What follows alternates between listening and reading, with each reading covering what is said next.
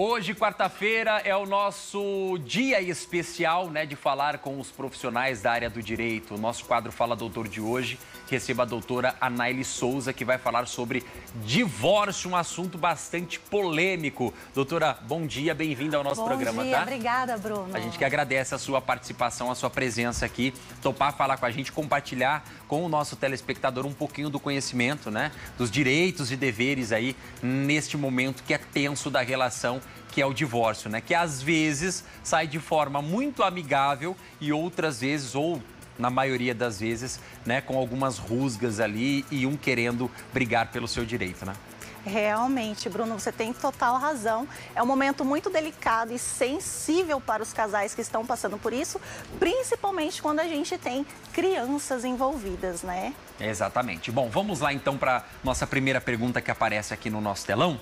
Quais são os principais tipos de divórcio no Brasil e quais são os requisitos para cada um? Se a gente puder elencar aí 2, 3 tipos. Enfim. Na verdade, isso aqui é bem simples, Bruno, porque hoje a gente tem a via judicial para se fazer um divórcio ou extrajudicial. Sim. E aí, dentro do judicial, a gente pode ter o consensual, que é aquele em que as partes estão de acordo como que vai ser a partilha, se tem filhos menores, como que será paga essa pensão, como será a visita, e aí tudo se resolve mais tranquilamente. Ou quando não há um acordo entre as partes, que daí é o litigioso, em que a gente vai ter que colocar para o juiz o que está acontecendo, juntar ali os documentos para que então o juiz venha decidir no lugar das partes. Fora isso, também nós temos uma maneira muito rápida de se fazer o divórcio, que é com meio extrajudicial.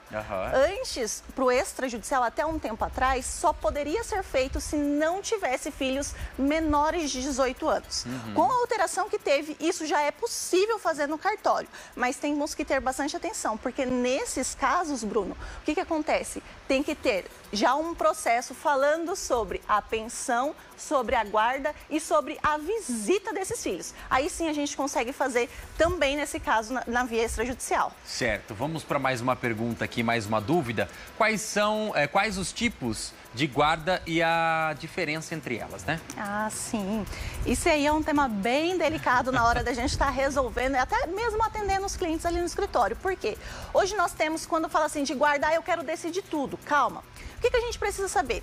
Os tipos de guarda, guarda compartilhada. Quando a gente fala em compartilhar, não é assim, o filho é meu ou o filho é seu. Não, não é sobre isso que a gente vai tratar. A gente vai tratar sobre a responsabilidade desses pais com relação à educação, à escolha sobre a vida dos filhos daquela criança. E não somente sobre quem vai ficar ou não com o filho. Quando a gente fala de guarda compartilhada, alguns pais chegam e falam assim, mas se a guarda é compartilhada, então eu não tenho que pagar pensão. Não, não é isso. Mesmo sendo uma guarda compartilhada ali, a gente tem que observar que haverá sim o dever de pagar pensão e será sim estabelecido um domicílio, uma residência para essa criança.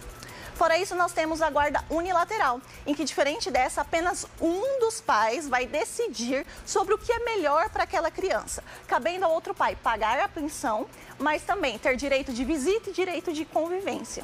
E uma terceira que nós temos, que é a alternada, e que aí sim a criança fica determinado período, por exemplo, 15 dias na casa de um, 15 dias na casa do outro, e aí nesse contexto sim, cada pai que permanecer durante aquele período com a criança vai decidir sobre o que será melhor para a criança no período em que a criança estiver em sua residência. Entendi. Lembrando que aqui no Brasil o que é mais comum é a guarda compartilhada, tá? Essa guarda compartilhada, então, que vale ressaltar que é justamente o casal, né, que mesmo não estando junto, mas ali pai e mãe, definindo juntos, olha, vamos matricular em tal escola, vamos definir se ele vai fazer uma atividade esportiva ou não, ele vai fazer um curso paralelo ou não, e além disso, ficando, por exemplo, de segunda a sexta na casa da mãe, final de semana passa com o pai. Sim. Basicamente. Com relação a termos de visita e pensão, é estabelecido da mesma forma.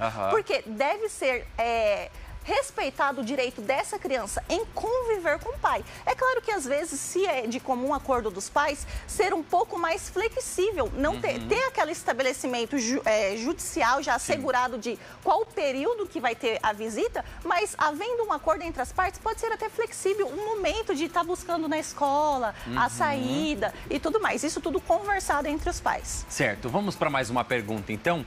Quem vive em união estável tem o mesmo direito se fosse casado? Aí não casou, mas tem uma união estável, não tem lá. E hoje a gente fala muito sobre essa questão de contrato de namoro, né? Justamente para afastar a possibilidade de uma união estável. Mas caso exista ali, né, um cenário de união estável, os direitos e as obrigações são os mesmos? Sim, são assegurados. Aqui no Brasil, via de regra, quando os cônjuges ou quem está convivendo ali, os companheiros, eles não escolhem qual será esse regime, via de regra será como se fosse comunhão parcial de bens. Ou seja, durante a união estável será dividido tudo aquilo que for adquirido entre os dois. Mas é bom a gente ressaltar que casamento, união estável, como você falou, contrato de namoro, todos eles são um contrato. Então, você pode sim, mesmo que optando por uma união estável, já que é um contrato, ter outras cláusulas, que não seja, por exemplo, a comunhão parcial, falar assim, não, o que a gente já tinha, a gente quer dividir também, sem problema nenhum. E é um tabu hoje, eu acho muito grande, quando envolve relacionamento e você abrir, né, com o seu parceiro, com sua parceira, em relação a fazer um contrato, né? Parece que é um negócio que a gente está falando, meu Deus, será que ele não confia em mim? Será que ela não confia em mim? Será que há uma desconfiança? Será que ele está pensando em se resguardar?